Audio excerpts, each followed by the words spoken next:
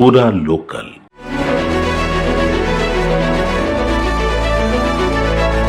Graduate MLC ఎన్నికల కౌంటింగ్లో గందరగోళం.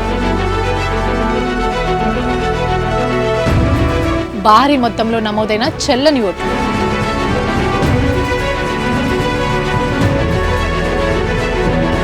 ఓటుపై awareness కల్పించకపోవడమే కారణమంటున్న అభ్యర్థులు.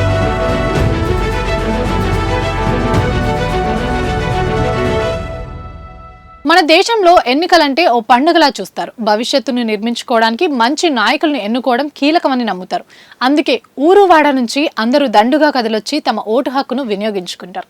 చదువులేని వారు కూడా ఓటు ఎలా వేయాలో తెలుసుకుని మరీ తమ హక్కుని కాపాడుకుంటారు. అయితే నిరక్షరాస్యులు ఇంత సులువుగా చేసిన పని గ్రాడ్యుయేట్లు చేయలేకపోతున్నారు. సరిగ్గా ఓటు వేయకుండా గందరగోళం నెలకొనేలా చేస్తున్నారు. తాజా గ్రాడ్యుయేట్ ఎన్నికల ఫలితాలే దీనికి నిదర్శనం. ముఖ్యంగా కరీంనగర్ గ్రాడ్యుయేట్ ఎమ్మెల్సీ ఎన్నికల ఓట్ల లెక్కింపులో వేలకు వేలు చెల్లని ఓట్లు నమోదయ్యాయని తెలుస్తుంది. మొత్తం 2,50,000 ఓట్లు పోలైతే అందులో దాదాపుగా 40,000 ఓట్లు చెల్లవని తేలడంతో అంతా షాక్ అవుతున్నారు. పట్టభద్రులై ఉండి ఓటు సరిగ్గా వేయకపోవడం ఏంటని బిత్తరపోతున్నారు. ఇన్ని చదువులు చదువుకొని కనీసం ఓటు కూడా కరెక్ట్ గా వేయడం లేదు, ఇన్ని వేల ఓట్లు చెల్లకపోవడం ఏంటని ఆశ్చర్యానికి గురవుతున్నారు. చెల్లని ఓట్లు భారీగా నమోదవడంతో అభ్యర్థులు టెన్షన్ పడుతున్నారు. అధికారుల అలసత్వమే దీనికి కారణమని, ఓటు అవేర్నెస్ సరిగ్గా చేయకపోవడం వల్లే ఓటర్లు వేసిన ఓట్లు చెల్లకుండా పోయాయని అంటున్నారు. ఈ విషయంపై ఐటీ శాఖ మంత్రి శ్రీధర్ బాబు ఆరా తీస్తున్నారు.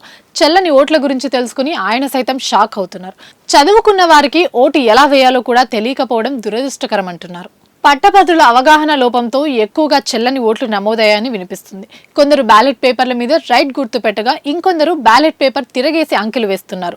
చెల్లని ఓట్ల ఇష్యూ వల్ల గ్రాడ్యుయేట్ ఎమ్మెల్సీ కౌంటింగ్ లేట్ అవుతున్నట్లు తెలుస్తుంది. ఫలితాల్లో ఒక్కో ఓటు కీలకమైన నేపథ్యంలో ఏకంగా వేలకు వేల ఓట్లు చెల్లవని తేలడంతో అభ్యర్థులకు ఏం చేయాలో పాల్పడడం లేదు. చదువుకున్న వారు కనీసం ఓటు సరిగ్గా వేయకపోవడం ఏంటి, అసలు వీళ్ళను ఏమనాలి అంటూ ఈ విషయంపై సోషల్ మీడియాలో నెటిజన్లు సీరియస్ అవుతున్నారు.